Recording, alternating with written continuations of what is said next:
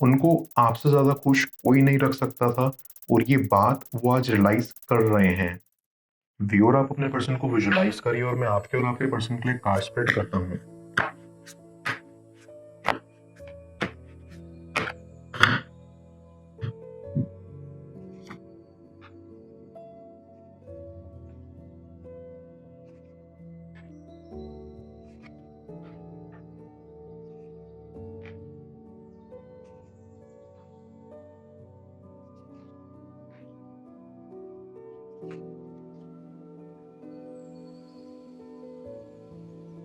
I feel here कि आपका person एक ऐसा इंसान है जिनको जिंदगी में अकेले रहने की आदत हो गई है। उनका एनर्जी एंड ऑरा ही ऐसा है कि वो ज्यादा देर तक किसी के साथ कनेक्शन नहीं रख पाते।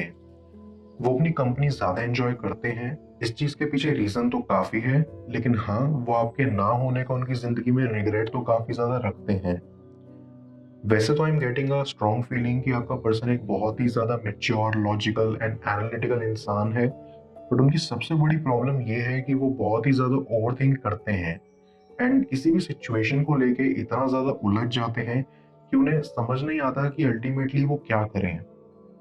पर आखिर क्या रिलेशन है इन सब का आपके साथ, उनके कनेक्शन का? क्या बस यही रीजन है कि वो आज भी रिग्रेट करते हैं कि आप उनकी लाइफ में नहीं हो बिकॉज वो एक ओवर थिंकर हैं, या फिर यहाँ कुछ और भी छुपा हुआ है? The thing that I understand here is कि आपके पर्सन का एक पास्ट में काफी गहरा ट्रॉमा रह चुका है। उनका एक काफी बुरा एक्सपीरियंस रहा है जहां उनको लगा कि उनका पास्ट का partner was right for them, लेकिन ऐसा बिल्कुल भी नहीं हुआ। उनका विश्वास बहुत ही बुरे तरीके से टूटा और उनको बिट्रेयल मिला। तो इन सब की वजह से उन्होंने अपने आप को एक स्मॉल शेल में कवर कर लिया एंड इसलिए वो आसानी से किसी को भी ट्रस्ट नहीं कर सकते। और यही आप लोगों के साथ भी हुआ। वो अंदर से एक काफी डरे हुए इंसान हैं जो किसी को भी अपना दिल देने में, उन पे भरोसा करने में हिचकिचाते हैं। आपके पर्सन का एक बहुत ही बड़ा रिग्रेट ये है कि उन्होंने आपसे कम्युनिकेशन नहीं किया। उन्होंने कभी भी आपको कन्वे नहीं किया कि उनके अंदर इतना डर बैठा हुआ है। He always hesitated to open up और इसीलिए आप लोगों के बीच में काफी ज्यादा डिस्टेंस बढ़ गया था। आपका पर्सन अभी एक हीलिंग जर्नी में है और वो धीरे धीरे अपने पास्ट एक्सपीरियंसेस एंड ट्रॉमा से रिकवर कर रहे हैं। अब दिल तो बिल्कुल कांच जैसा है, एक बार टूटता है तो उसे जितना भी जोड़ो दाग तो रह ही जाते हैं ना। और ये एक बड़ा रीजन था कि वो आप पर खुल के ट्रस्ट नहीं कर पाए। जब आप अपने पर्सन की लाइफ में आए तो वो फिर आपके लिए फील करने लगे। उन्होंने आपके लिए एक सॉफ्ट कॉर्नर डेवलप करना शुरू कर दिया एंड इस बात ने उनको काफी ज्यादा डरा दिया। उन्हें पता था कि आप कितने अमेजिंग हो, बट वो बहुत ही ज्यादा डरे हुए थे एक नई रिलेशनशिप में जाने के लिए। और ऑनेस्टली उस पॉइंट पर वो बिल्कुल भी रेडी नहीं थे मूव ऑन होने के लिए।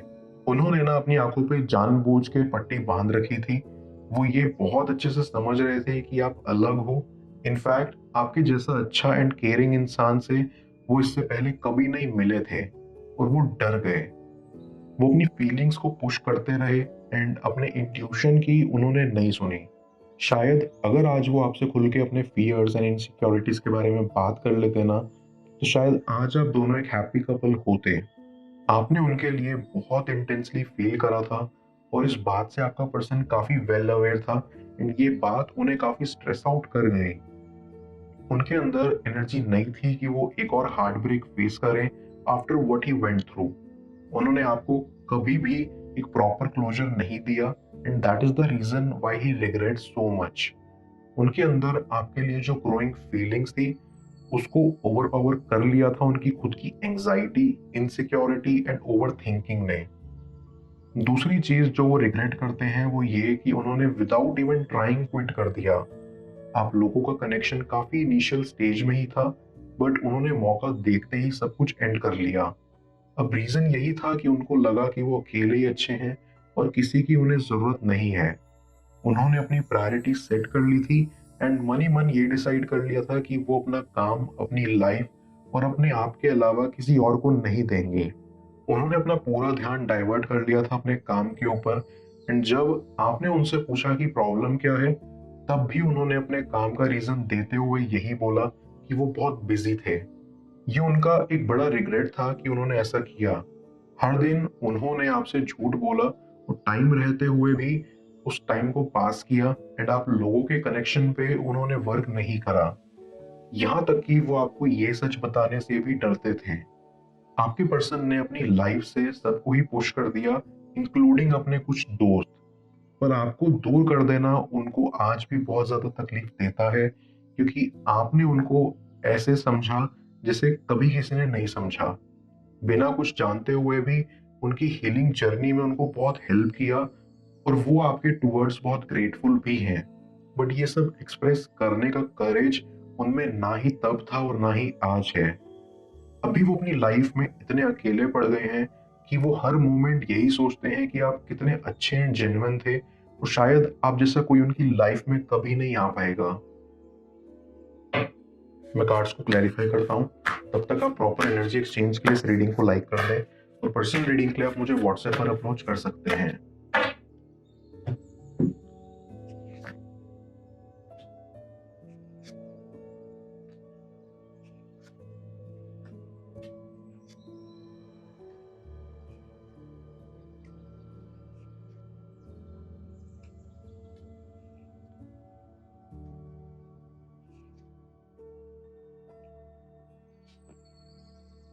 I get a very strong feeling कि आपका पर्सन एक ऐसा इंसान है जिन्होंने अपनी लाइफ में अच्छे से ज्यादा बुरे को देखा है।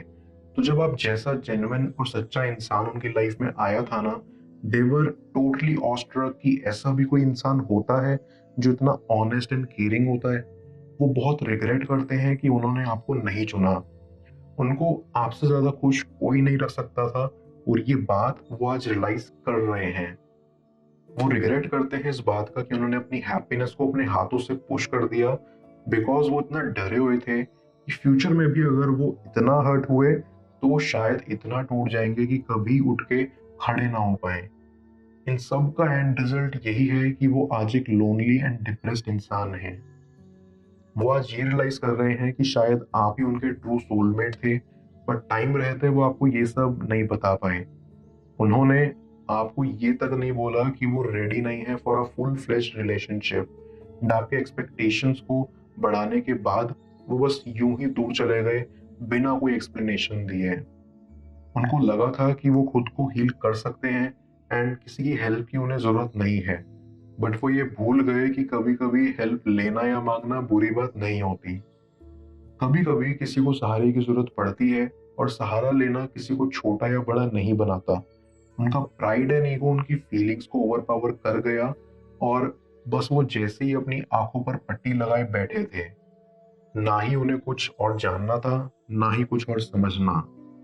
अगर आप लोगों में कभी रिकंसिलेशन हो ना, तो वो बस सबसे पहले यही बोलेंगे कि उन्होंने कैसा फील करा था अपने पास्ट में, वो कितने हर्ट हुए थे और उनका ट्रॉमा कितना सीवियर था। वो आपको ये भी बोलेंगे कि उनकी लाइफ बहुत ही ज्यादा मेस्ड अप है। वो दिखते तो काफी स्ट्रॉन्ग, रफ एंड टफ हैं, बट अंदर से वो एक छोटे बच्चे जैसा डरा हुआ फील करते हैं, जिन्हें किसी के सहारे और प्यार की जरूरत है। वो बोलेंगे कि वो आपको अपनी जिंदगी में वापस चाहते हैं एंड वो आपके लिए एक बेटर इंसान बनने की कोशिश कर रहे हैं। He is working on himself ताकि वो आपके लायक बन पाए और आपको खुश कर पाए। वो आपके साथ अपना एक फ्यूचर देखते हैं और आप उनके प्रति जितना काइंड एंड केयरिंग थे वो उनको काफी मोटिवेट करता है। वो फाइनली एक्सेप्ट भी करेंगे कि आपका प्यार ही बस एक ऐसी चीज है जो उनके टूटे हुए दिल को दोबारा जोड़ सकता है और उन्हें जिंदगी में मूव ऑन करने में हेल्प कर सकता है। आपका पर्सन आपको दोबारा खोना नहीं चाहता है एंड एक बार सब ठीक हो जाए ना, तो वो आपको हमेशा खुश रखेंगे। But now is not the right time. बस आपको उन्हें थोड़ा टाइम देना होगा ताकि वो आपके सामने आए एंड सच एक्सेप्ट करें। अपनी लाइफ में उन्होंने जो आपके लिए दरवाजा बंद कर दिया था वो खुद उसको ओपन करेंगे एंड आपको पूरे रिस्पेक्ट एंड प्यार के साथ अपनी लाइफ में जगह देंगे। बस ये याद रखना कि थिंग्स टेक टाइम और हमारी जिंदगी में होप भी एक ऐसी चीज है जो हमें हेल्प करती है to work for better days. तो कभी होप मत छोड़ना और टाइम की वैल्यू को अंडर एस्टिमेट मत करना। Everything will work out, just have faith on yourself and your love. मैं ओरेकल ऑफ द फेरीज की मदद से यूनिवर्स से आपके लिए एडवाइस पूछूंगा। देखते हैं यूनिवर्स आज आपको क्या एडवाइस करना चाह रहा है।